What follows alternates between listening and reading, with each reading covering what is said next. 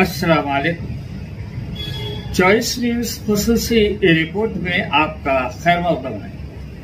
आप हैं editor in chief Choice News Mohammed Mahmood Azhar के साथ।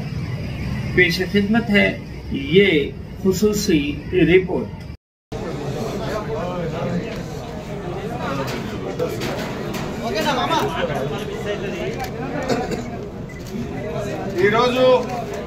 రేవంత్ రెడ్డి గారు రోడ్ల మీద చేస్తున్న సర్కస్ ఫీట్లు చూస్తే ఊసర వెల్లులు కూడా సిగ్గుపడతాయి.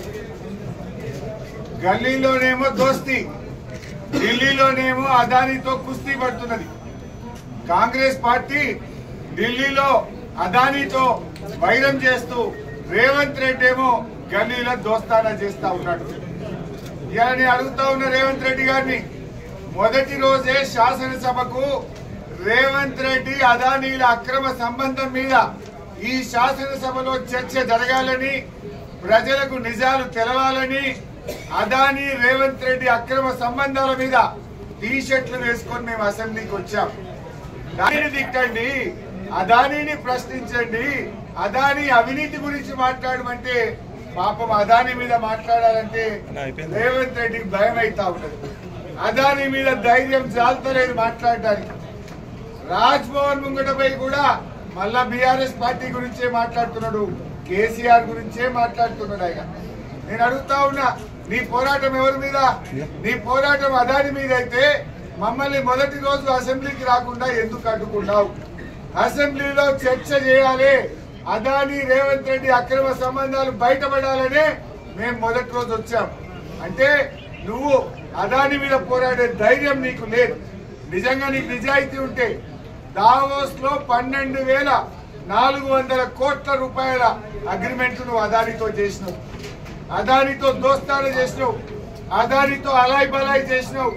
నీకు నిజాయితీ ఉంటే, నువ్వు చేసిన ధర్నా నిజమైతే, నువ్వు రాహుల్ గాంధీ గారు ఇచ్చిన అదానీ మీద పోరాటం నిజమైతే వెంటనే ఈ అగ్రిమెంట్లని రద్దు చేయాలని బీఆర్ఎస్ పార్టీ డిమాండ్ చేస్తా ఉంది. ఇలా అదానీ గ్రీన్ కు 5,000 కోట్ల రూపాయలు 2 పంపింగ్ హౌసెస్ కట్టడానికి అగ్రిమెంట్ చేసినాం. ఏది? పంపుడు ఎనర్జీ సిస్టమ్, అంటే పంపుల ద్వారా గ్రీన్ పవర్ చేసేటువంటి 5,000 కోట్ల కాంట్రాక్ట్ ను అదానీతో దావోస్ లో అగ్రిమెంట్ చేసుకున్నాం.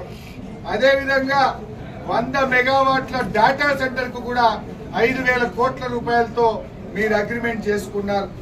అదే విధంగా 1,400 కోట్ల రూపాయలతో సిమెంట్ ఫ్యాక్టరీ పెట్టడానికి అదానీతో మీరు అగ్రిమెంట్ చేసుకున్నారు. అదే విధంగా అదానీ డిఫెన్స్ స్పేస్ 1000 కోట్ల రూపాయలతో మరి సెంటర్ డ్రోన్ అండ్ మిసైల్ ఫెసిలిటీకి సంబంధించిన అదానీ కంపెనీతో 1000 కోట్ల రూపాయలు అగ్రిమెంట్ చేశారు.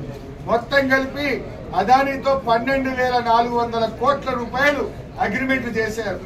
రేవంత్ రెడ్డి, నీ మాటల్లో నిజాయితీ ఉంటే 100 కోట్లు ఎట్లా వాపస్ ఇచ్చినవో ఈ 12,400 కోట్ల రూపాయల అగ్రిమెంట్లు తక్షణమే రద్దు చేసుకొని నీ నిజాయితీ నిరూపించుకోవాలి. లేదంటే నీ మాటల్లో నేతి బీరకాయలో నెయ్యి ఎంత నిజమో రేవంత్ రెడ్డి మాటల్లో నిజమంతా అని ప్రజలు గ్రహిస్తారు. నువ్వు బయటనేమో కుస్తీ బడ్జెట్ చేస్తున్నావు, లోపలనేమో దోస్తానా చేస్తున్నావు. ఎందుకంటే నువ్వు అంతర్గతంగా ఒప్పందం ఉన్నది. ఆ 100 కోట్ల చెక్కు నీ పార్టీ నిన్ను తిడితే వాపస్ ఇచ్చినావు. మరి చెక్ ఇచ్చినావు కానీ లోపలికి వెళ్ళి తీసుకునే ఎట్లా?